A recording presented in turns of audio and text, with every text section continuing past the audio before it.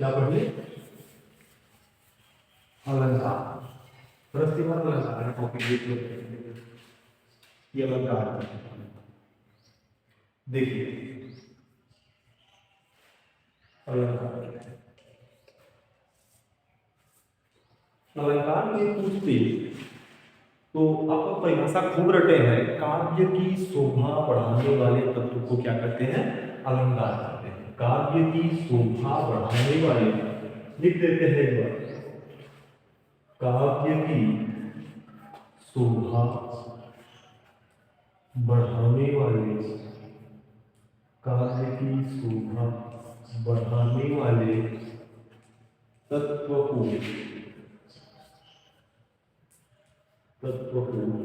अलंकार कहते हैं।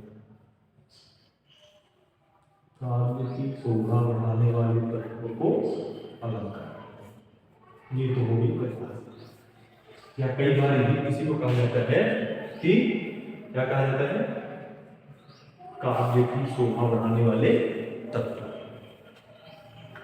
देख ये तो होगी अलंकार की मूल रूप से परिभाषा। अगर पूछा जाए अलंकार के भेद, अब आते हैं अलंकार के भेद।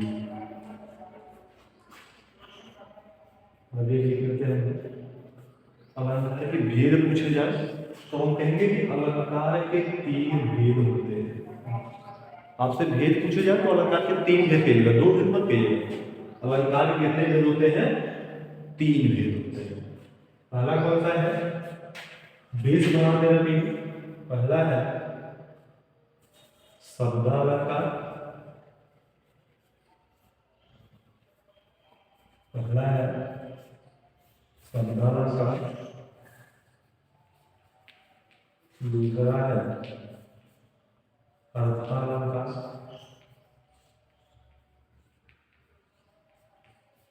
और तीसरा है उभयालंकार। तीसरा कौन सा है? उभयालंकार। ये तो 3 अलंकार। शब्द अलंकार कितने हैं पूछे जाए तो 3। पहला है शब्द, दूसरा है अर्थ और तीसरा है उभय। उभय अलंकार में तो मिलता नहीं है, केवल पढ़ना होता है शब्द और अर्थ। मगर जानते रहिए कैसे ग्रुप पढ़ जाओ। अच्छा, यही परिभाषा देख लेते हैं शब्दालंकार किसे कहते हैं। इसलिए शब्दालंकार किसे कहते हैं सीधा कहिएगा कि जहां शब्दों के माध्यम से चमत्कार उत्पन्न हो उसे शब्दालंकार कहते हैं। जहां शब्दों के माध्यम से चमत्कार उत्पन्न हो उसे शब्दालंकार कहते हैं। दूसरा है अर्थालंकार। सबसे ही अर्थ स्पष्ट हो रहा है कि जहां अर्थों के माध्यम से चमत्कार उत्पन्न हो उसे अर्थालंकार कहते हैं।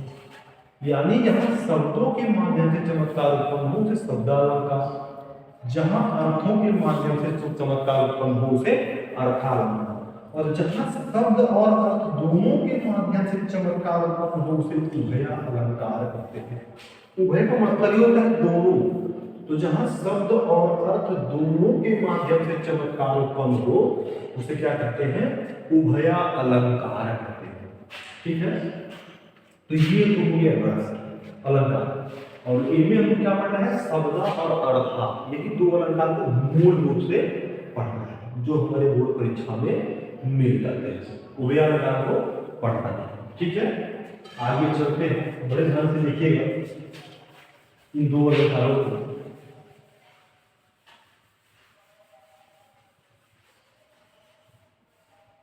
देखिए, पहला है शब्दालंकार।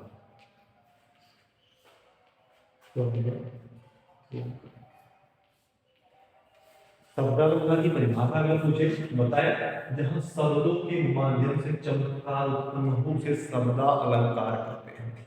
जहां शब्दों के माध्यम से चमत्कार उत्पन्न हो उसे शब्दालंकार कहते हैं। शब्दालंकार के भेद अगर पूछे जाए तो आप शब्दालंकार के 5 भेद कहिएगा। शब्दालंकार के 3 ही भेद पूर्ण होते हैं, अगर पूछे जाए तो 5 कहिएगा। कौन कौन से हैं? पहला देखिएगा, पहला है अनुप्रास अलंकार, पहला है अनुप्रास अलंकार, दूसरा है यमक अलंकार, तीसरा है श्लेष अलंकार, चौथा है श्लेष हो गया, चौथा है वक्रोक्ति अलंकार, पांचवा है वीप्सा अलंकार।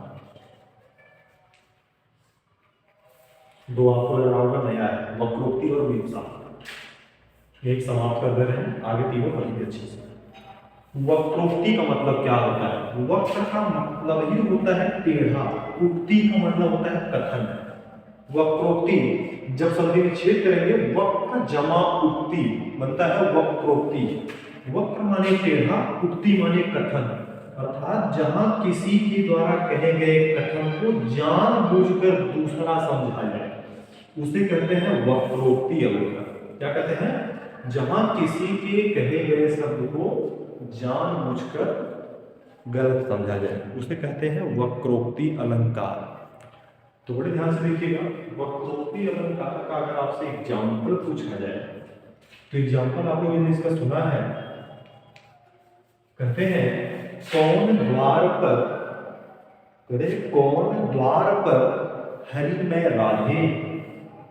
पहली लाइन में कहते हैं कौन द्वार पर, कौन द्वार पर हरि में राधे, हरि में राधे हूं, हरि में राधे। राधा जी पूछती है कौन द्वार पर, कहते हरि में राधे, हरि में राधे हूं। जान बुझ के कहती है क्या बानर का क्या यहाँ, क्या कहती है? क्या बानर का काम यहाँ। लोग कहते हैं कि जब प्रभु श्री कृष्ण कहते हैं कि माता राधा जी कहती है कौन द्वार पर, कृष्ण जी कहते हैं कि हरि में राधे, मैं राधे हूं। कहती है क्या बानर का काम यहाँ, जानबूझ कर कहा जा रहा है यहाँ बानर का क्या काम है, जाओ कहीं। तो ये है वक्रोक्ति अलंकार। क्या है? वक्रोक्ति अलंकार। दूसरा क्या हमने कौन देखी इसका? कहते ठहरो, रोको, रोको का मत जाने दो, रोको मत जाने दो। वो कह रहे हैं रोको मत जाने दो, लेकिन समझा क्या जा रहा है? रोको मत, रोको मत, यहां का मतलब गया जाने दो। ये है वक्रोक्ति। अर्थ नहीं बदल रहा है, रोको मत जाने दो। कहते रोको भाई, उसको मत जाने दो। इसमें करें रोको मत जाने दो, रोको मत जाने। ये है वक्रोक्ति, यानी जहां जानबूझकर अर्थ अलग निकाले जाए। इसमें कहते कौन द्वार पर, कहते कि हरि में राधे हूं। कहते क्या बानर का काम यहाँ, जाओ बानर हो तो कहीं जाओ। ये कौन सा अलंकार है? वक्रोक्ति अलंकार। वीप्सा देखना भाई, वीप्सा क्या है? जहां एक शब्द दो बार उपयुक्त, वीप्सा अलंकार। वो भी घृणा के भाव में, जैसे घृणा के भाव में जहां एक शब्द दो बार उपयुक्त। इसमें आता है जैसे कहीं छी छी, देखो देखो, देखो जाओ जाओ, जाओ जाओ, चल चल। ये समझ में ना? छी छी, बाप, देखो देखो, चल जाओ जाओ जाओ, चल चल चल चल चल। ये जो घृणा के भाव पर, छी छी, देखो देखो, जाओ जाओ जाओ, अरे वो देखो, जाओ जाओ, चल चल चल चल। तो ये जो घृणा के भाव है भाई, इसीलिए कहा जा रहा है वीप्सा। जहां घृणित भावना हमारे अंदर उत्पन्न हो, उसे कहते हैं वीप्सा अलंकार। खास करके जहां घृणा, घृणा के भाव में एक शब्द दो बार युक्त हो, उसे वीप्सा अलंकार कहते हैं। दो अलंकार आप यही पढ़ चुके हैं, वीप्सा और वक्रोक्ति। अब इनको हम क्लियर करते हैं और आप अपने टॉपिक पे चलते हैं, जो आपका मूल सिलेबस है। क्लीन करते हैं अभी बीच साथ, यही बीच साथ क्लीन करते हैं। और अब हम देख लेते हैं अनुप्रास। तो देखना अनुप्रास परिभाषा आप लोग जानते हैं, अनु माने होता है बार बार, प्रास माने होता है वर्ड। अनु माने होता है बार बार, यहां से बड़े ध्यान समझिएगा, बोर्ड परीक्षा में मिल जाएगा।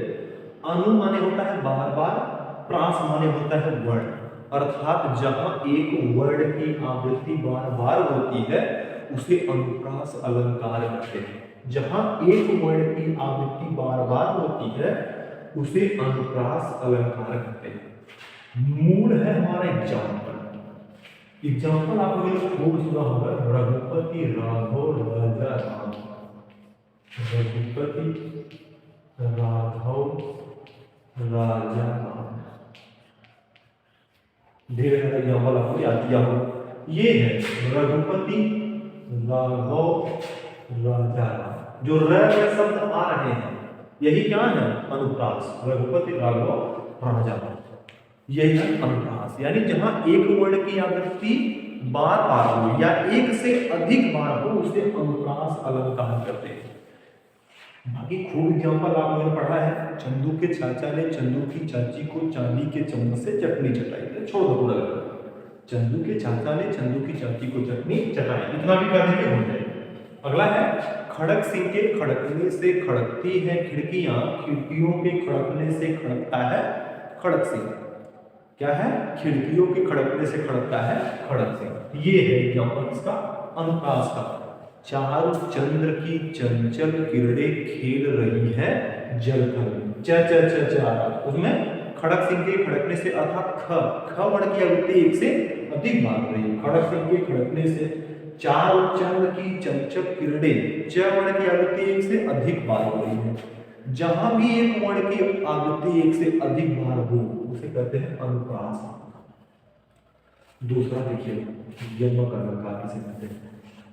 जहां परिभाषा है कि जहां एक वर्ण की आवृत्ति दो बार, यमक तीन शब्द है समझेगा, जहां एक वर्ण की आवृत्ति दो बार हो परंतु उसके अर्थ भिन्न भिन्न, उसे यमक अलंकार कहते हैं। जहां एक वर्ण की आवृत्ति दो बार हो परंतु दोनों बार उसका अर्थ अलग अलग हो, इसका अर्थ कुछ और हो इसका अर्थ कुछ और हो, उसे यमक अलंकार कहते हैं।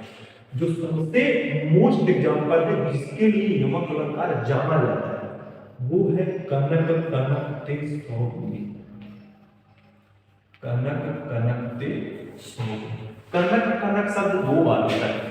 इस कनक का मतलब होता है सोना, एक कनक का मतलब, और एक कनक का मतलब होता है धतूरा। पूरा याद करिएगा इसको, कनक कनकते सौनी मादकता अधिकाय, या खाए बौराय जग वा पाई बौराय। या ऐसे कह सकते हैं जो खाए बौराय जग सो पाए बौराय। अगर जो कहेंगे तो सो कहिएगा, या कहते हैं तो वा कहिएगा। कनक कनकते सौनी मादकता अधिकाय, या खाए बौराय जग वा पाई बौराय। ये एक का मतलब सोना, एक का मतलब धतूरा, शब्द आए हैं दो बार। आगे देखिएगा अगला एग्जांपल है जेते तुम तारे, कहते हैं जेते तुम तारे तेते नभ में न तारे। प्रभु श्री कृष्ण के लिए पंक्तियां रखी गई है, कहते कि हे प्रभु जेते तुम तारे तेते नभ में न तारे, अर्थात तारे तारे से तो दो बार आए हैं। एक बार है तारे माने जितने का तुमने उद्धार किया है, ईश्वर जितनों का आपने उद्धार किया है उतना तो आकाश के तारे भी, अर्थात यहाँ आकाश के तारे। कहते हैं जितने तुम तारे, अर्थात जितनों का तुमने उद्धार किया है उतने तो आकाश में तारे भी हैं। जेते तुम तारे तेते नभ में न तारे। अगला एग्जाम्पल है तीन बेर खाती थी वो तीन बेर खाती थी, तीन बेर खाती थी वो तीन बेर खाती थी। बेर बेर सब 3 बेर खाती थी वो, 3 बेर खाती थी। एक बार 3 बेर, बेर मतलब समय, 3 बेर खाती थी, 3 टाइम खाती थी दवा के रूप में, सुबह खाई, दोपहर खाई, शाम खाती थी। और एक बेर का मतलब क्या है, बैर, जो गुठली वाला फल होता है, जो बैर हम लोग कहते हैं, बई, वो एक बार इसका मतलब बैर है, और एक बार है समय, अर्थात 3 वो बैर खाती है और 3 टाइम खाती है। ये एग्जांपल है, 3 बेर खाती है वो, 3 बेर खाती है। अब एक वो एग्जांपल देख लीजिए जो बोलने वाला कभी नहीं है। कहते हैं कि सजना है मुझे सजना के लिए, सजना है मुझे सजना के लिए। लो अब तो नहीं बोलने वाला है। पहला है सजना और दूसरा है सजना। एक का मतलब सजना माने श्रृंगार करना, क्या करना है, श्रृंगार करना। और दूसरा सजना का मतलब क्या है, प्रियतम या पति, प्रेमी। सजना है मुझे सजना के लिए, एक तो कहता है मुझे श्रृंगार करना है, अरे खूब सजना धजना है सजना के लिए, यानी प्रियतम के लिए, पति के लिए, प्रेमी के लिए। सजना सजना शब्द 2 बार आए हैं, परंतु दोनों बार इसका अर्थ अलग अलग है। कनक कनक 2 बार आए, अर्थ अलग है। तारे तारे 2 बार आए हैं, दोनों का अर्थ अलग है। इधर बेर शब्द 2 बार आया है परंतु अर्थ अलग है, इधर सजना शब्द 2 बार आया है परंतु अर्थ अलग है। परिभाषा वही से जन्म लेती है कि जहां एक शब्द की आवृत्ति 2 बार होती है और उसके अर्थ अलग अलग होते हैं, उससे यमक अलंकार कहते हैं। शायद कभी भूले नहीं और भूलना भी नहीं चाहिए। आगे चलते हैं, श्रेय अलंकार। आगे चलते हैं और अगला आपका कौन सा है, श्रेय। देखिए जो मूल परिभाषा है, जहां शब्द की आवृत्ति तो एक बार हो परंतु उसके अर्थ भिन्न भिन्न हो। शब्द एक ही बार आए, इसमें कहा था कि शब्द 2 हो, दोनों के अर्थ अलग अलग हो। इसमें कहता है शब्द एक ही हो, एक के ढेर सारे अर्थ हो, वो होता है श्रेय अलंकार। यानी शब्द एक अर्थ अनेक, शब्द एक अर्थ अनेक कहते हैं श्रेय। क्या है, शब्द एक अर्थ अनेक कहते हैं श्रेय। शब्द तो एक ही बार आना चाहिए, उसका अर्थ कई हो। जैसे जो पहला लाइन है, रहीमन पानी राखिए बिन पानी सब सून। जब भी आपको श्रेय अलंकार का एग्जांपल लिखना हो तो दूसरे लाइन लिखिएगा, पहले तो छोड़ दीजिएगा, पहला हम छोड़ दे रहे हैं। रहीमन पानी राखिए बिन पानी सब सून। अब दूसरा क्या है, पानी गए न उबरे, पानी गए न उबरे मोती मानस चूर, मोती मानुस चूर।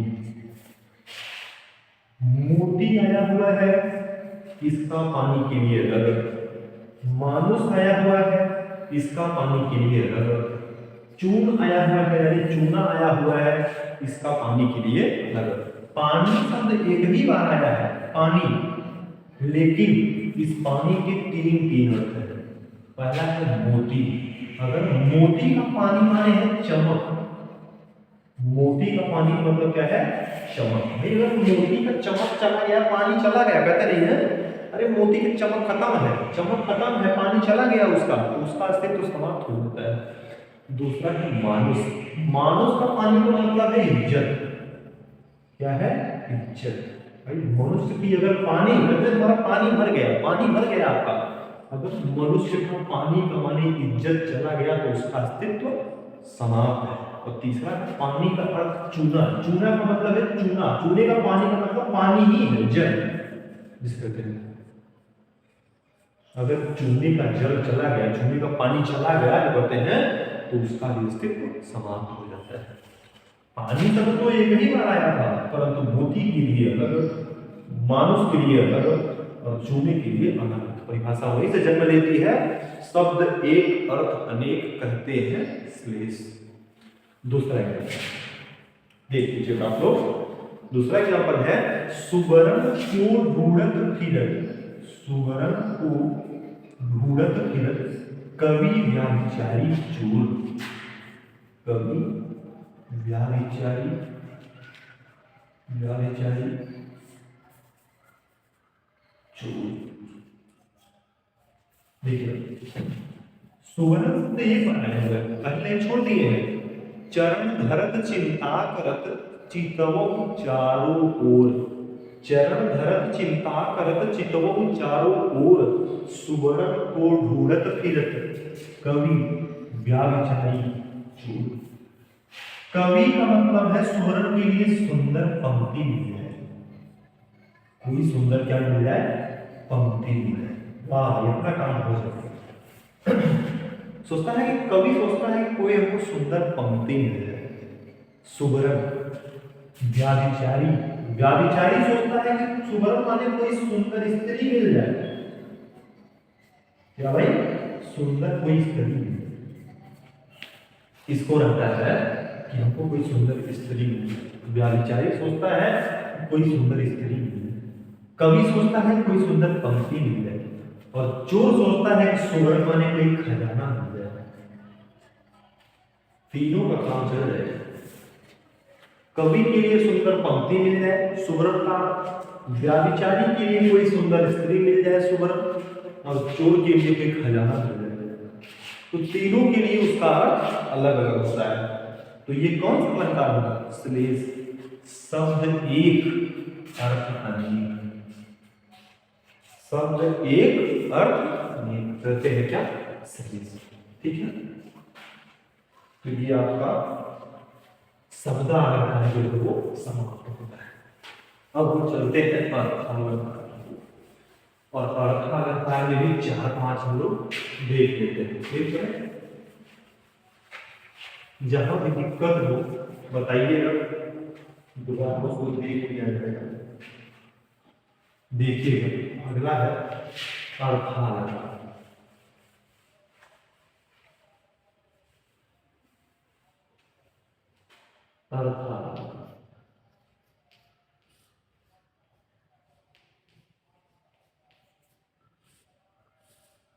अर्थालंकार क्या होता है? जहां अर्थों के माध्यम से चमत्कार उत्पन्न हो उसे अर्था अलंकार कहते हैं। परिभाषा आपको याद है? जहां अर्थों के माध्यम से चमत्कार उत्पन्न हो उसे क्या कहते हैं? अर्था अलंकार कहते हैं। अर्था अलंकार की आपसे भेद पूछे जाए, भेद तो इसमें इतने हैं कि जितने आप कहते उतने भेद हो जाएंगे, जितने आप कह सकते हैं। परंतु जो हमको पढ़ना पढ़ाना है 7-8 को पढ़ लेते उतने काम हो जाए। अर्थालंकार के मूल रूप से जो है 5 भेद देख लेते हैं। देख लेते हैं, जरूरत पड़े की और देख। पहला है उपमा अलंकार, दूसरा है रूपक अलंकार, तीसरा है उत्प्रेक्षा अलंकार, चौथा है संदेह अलंकार, पांचवा है भ्रांतिमान अलंकार। पांचवा कौन सा है? भ्रांतिमान। उपमा, रूपक, उत्प्रेक्षा, संदेह, भ्रांतिमान, जिनमें से आपको मिल जाते हैं। आगे कोई बात और जरूरत पड़ेगी पढ़ लो, समझिए। उपमा अलंकार कहते किसे? हम सबसे पहले देख लेंगे कि उपमा अलंकार क्या होता है। उपमा अलंकार में भाई पूछे किसे कहते हैं, तो आप क्या बताएंगे कि उपमा अलंकार क्या होता है? जब आपसे उपमा अलंकार पूछा जाए तो उपमा अलंकार के लिए आप कहेंगे कि उपमा, उपमा का मतलब ही होता है कि जहां किसी की उपमा दी जाए, उपमा तुलना की जाए, जहां उपमेय की तुलना उपमान से की जाए। दो शब्द होते हैं, जहां उपमेय की तुलना उपमान से की जाए, जहां उपमेय की तुलना उपमान से की जाए उसे उपमा अलंकार कहते हैं। क्या कहते हैं भाई? जहां उपमेय की तुलना उपमान से की जाए उसे उपमा अलंकार कहते हैं। बात आती है भाई उपमा क्या होता है, उपमेय क्या होता है, उपमान क्या होता है? याद रखिएगा, जिसकी तुलना की जाए, अर्थात जिसकी तुलना की जाए उसे उपमेय कहते हैं। और जिससे तुलना की जाए, जिसकी तुलना की जाए उसे उपमेय, और जिससे तुलना की जाए उसे उपमान। समझिए उपमा। अब है एग्जाम्पल क्या है, जैसे हम कहें सीता का मुख चंद्रमा के समान है। क्या कहेंगे, इसका एग्जाम्पल है सीता का मुख चंद्रमा के समान है। इसमें कुछ होते हैं योजक शब्द, जैसे सा, से, सी, सरी, समान, सरिस। ये सब क्या है, ये सब उपमा अलंकार के योजक चिन्ह है। उसको आप लिख लीजिएगा, सा, से, सी, सरी, समान, सदिश। उपमा अलंकार वही होगा जिनके बीच ये शब्द पाए जाएंगे, सा, से, सी, सरी, समान, सदिश। ठीक है। और अगर स्पष्ट रखिएगा, उपमा उपमेय उपमान क्या है, जिसकी तुलना की जाए उसे उपमेय करते हैं, जिससे तुलना की जाए उसे क्या करते हैं, उपमान करते हैं। तो एग्जाम्पल लिख लीजिएगा। अगला एग्जाम्पल, पीपर पात सरिस मन डोला। ये किसका एग्जाम्पल है, उपमा अलंकार। पीपर पात सरिस मन डोला, आज मेरा मन पीपल के पत्ते के समान डोल रहा है। तो पीपर पात क्या है, वो उपमान है। मन क्या है, उपमेय। मन आज डोला है, कल नहीं डोलेगा। तो जो वस्तु निश्चित हो कि हाँ वो तो सर्वविदित है, उपमान शब्द से स्पष्ट होता है कि जिसके पास पहले से मान हो, जिसका मान हो, सम्मान हो, उसे उपमान कहते हैं। जैसे पीपर पात सरिस मन डोला, जो आज मेरा मन है यह पीपल के पत्ते के समान डोल रहा है। अगला है सागर सा गंभीर हृदय। हमारा हृदय कैसा होना चाहिए, सागर के समान होना चाहिए। सागर सा गंभीर हृदय, वो किसका एग्जाम्पल है, उपमा अलंकार का। तो दो शब्द याद रखिएगा, उपमेय और उपमान, ये हमेशा पूछे जाते हैं। तो जहां उपमेय और उपमान की, जहां उपमेय और उपमान की तुलना की जाए उसे कहते हैं उपमा अलंकार। खूब एग्जाम्पल याद रखिएगा इसका। दूसरा है रूपक अलंकार। परिभाषा देखिए, जहां उपमेय में उपमान का अभेद रहित आरोप उसे रूपक अलंकार कहते हैं। इसमें तुलना की जा रही है। इसमें कहता है कि जहां उपमेय का उपमान में अभेद रहित आरोप हो, या उपमेय और उपमान को एक कर दिया जाए उसे रूपक अलंकार कहते हैं। जैसे जहां उपमेय और उपमान, चाहे छोटी चीज हो चाहे बड़ी चीज हो, दोनों को एक कर दिया जाए। इसका एग्जाम्पल है उदित उदयगिरि मंच पर रघुबर बाल पतंग। उदित उदयगिरि मंच पर रघुबर बाल पतंग, विकसे संत सरोज सब हर्षे लोचन भिन्न। उदित उदयगिरि यानी उदित और उदयगिरि दोनों को एक कर दिया जाए। अगला एग्जाम्पल है रूपक अलंकार का, मैं तो चंद्र खिलौना नहीं हो। कहते हैं प्रभु श्री कृष्ण, मैं तो चंद्र खिलौना नहीं हो, मुझे खिलौने के रूप में केवल चंद्र ही चाहिए, दूसरा कुछ नहीं चाहिए। कहती खिलौने के समान बहुत सारे खिलौने हैं, कहते खिलौने के रूप में केवल चंद्रमा ही चाहिए। मैं तो चंद्र खिलौना ले हो, मुझे खिलौने के रूप में केवल चंद्र ही चाहिए। जहां रूप दे दिया जाए, समझिएगा इसमें शब्द आते हैं जहां रूपी शब्द हो, तुलना बोलना ना हो, रूप ले ले, पूरा रूपी शब्द होता है। और इसमें योजक शब्द नहीं आते हैं, इनमें योजक चिन्ह योजक शब्द नहीं है। इसका एग्जाम्पल याद रखिएगा, मैं तो चंद्र खिलौना ले हो। आगे कर सकते हैं, पायो जी मैं तो राम रतन धन पायो। मीराबाई जी कहती है कि मैंने राम रूपी रत्न को प्राप्त कर लिया है। पायो जी मैं तो राम रतन धन पायो। मीराबाई जी कहती है कि मैंने राम रूपी रत्न को प्राप्त कर लिया है। इसका एग्जाम्पल होगा रूपक अलंकार, जहां रूप ले। उत्प्रेक्षा कहता है कि जहां उपमेय में उपमान की संभावना व्यक्त हो। इसमें कहता था जहां आरोप हो, उपमेय का उपमान में आरोप हो, इसमें कहता था जहां उपमेय की तुलना उपमान से की जाए, जहां उपमेय में उपमान का आरोप हो, जहां उपमेय में उपमान की संभावना व्यक्त हो, संभावना व्यक्त हो, जहां उपमेय में उपमान की संभावना व्यक्त हो उसे उत्प्रेक्षा अलंकार कहते हैं। इसमें क्या आता है, इसमें आएगा मानो, शब्द क्या आएगा, मानो, मानो, मनहु, जानो, जनहु, ये सब आते हैं योजक शब्द। मानो भाई, मानो, जानो, मनहु, जनहु, ये सभी ये क्या कहते हैं, उत्प्रेक्षा।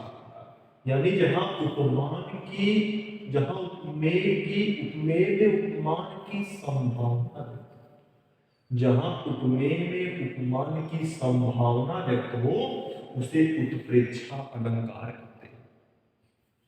इसका एग्जाम्पल कोई पूछे तो कहेंगे उस काल मानो क्रोध से तन कांपने उसका लगा, मानो हवा के वेग से सोता हुआ सागर। मानो उस काल मानो क्रोध से तन कांपने उसका लगा, मानो हवा के वेग से सोता हुआ सागर जला। किसका एग्जाम्पल है, उत्प्रेक्षा अलंकार।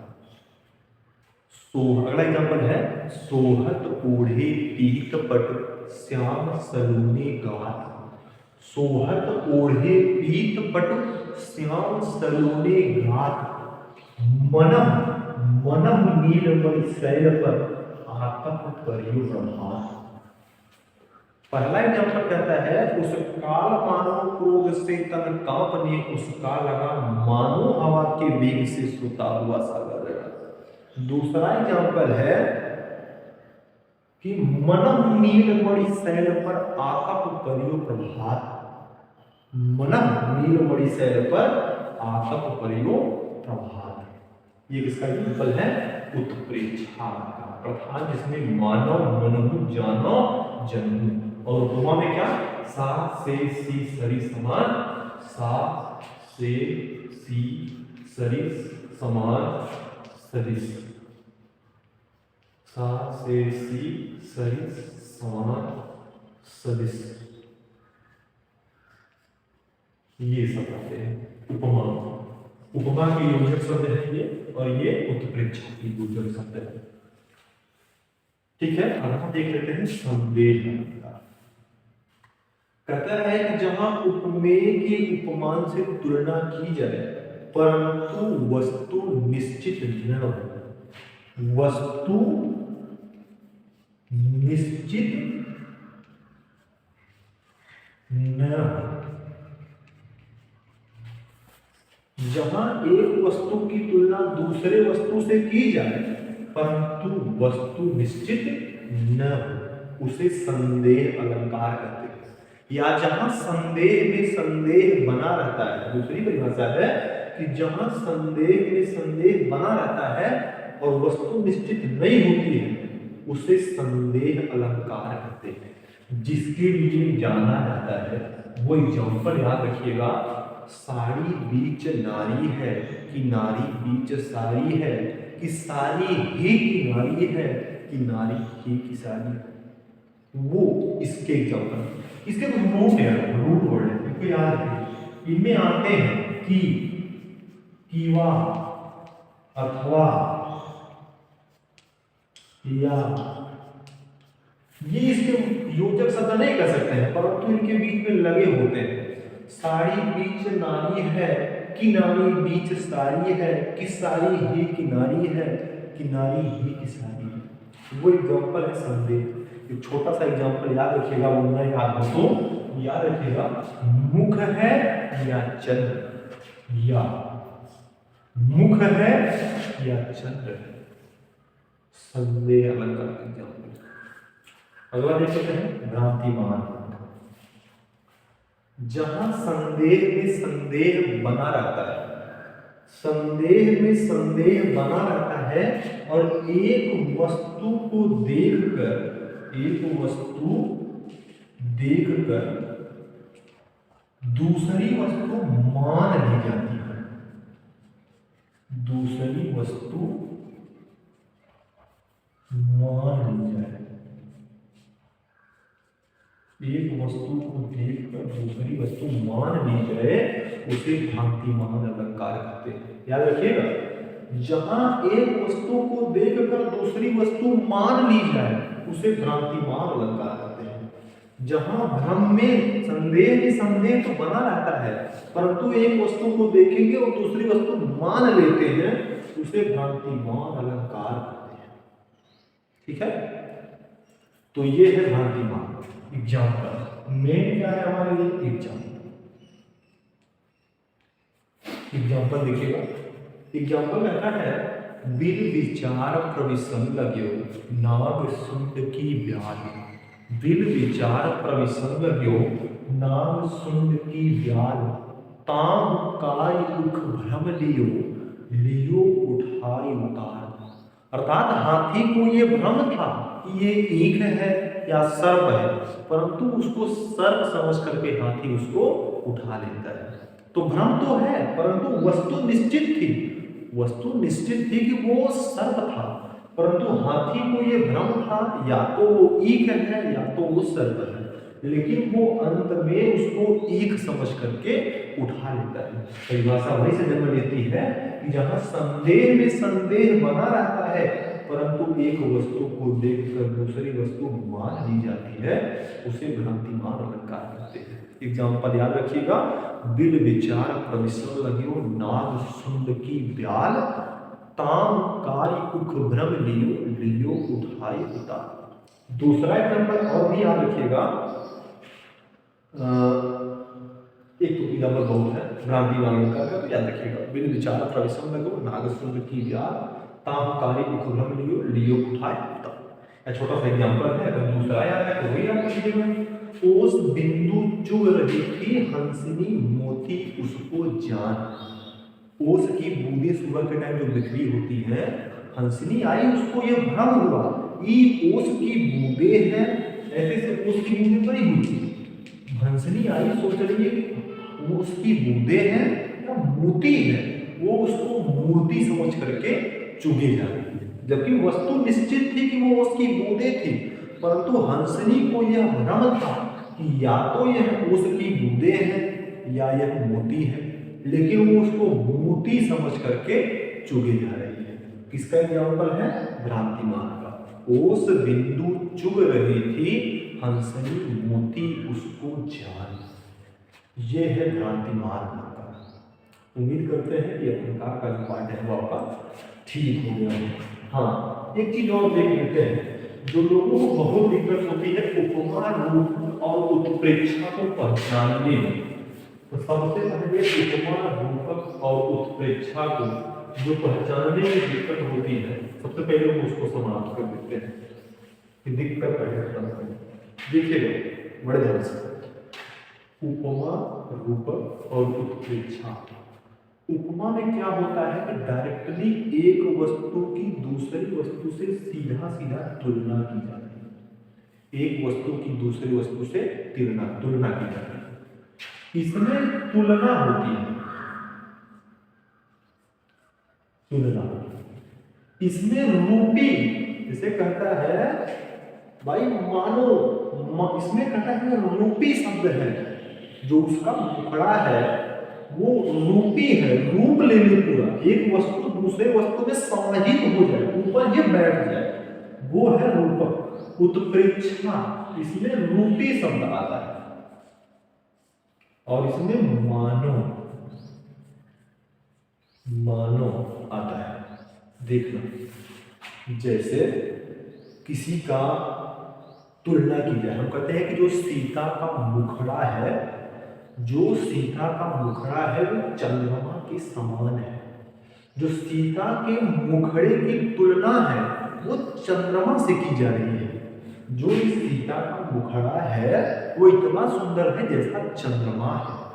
सीता के मुखड़े की तुलना कर रहा है, कहते जो सीता का मुखड़ा है ना वो एकदम चंद्रमा के समान है। तो इसलिए कहता है तुलना या समान कहता है, समान है, समान है, सीता का मुखड़ा चंद्रमा के समान है। इसमें कहता है मुख, मुख रूपी चंद्र है। मानो जो सीता का मुखड़ा है ना वो चंद्र रूपी है, वो चंद्र ही है, यहाँ रूप ले ले, अरे वो चंद्र रूपी मुखड़ा है उसका।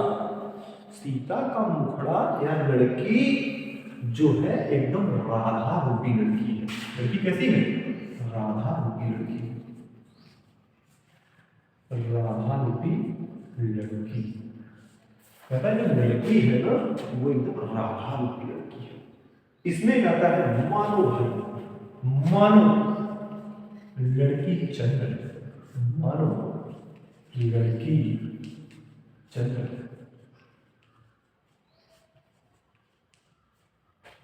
इसमें समान कहता है, मानो सीता समान,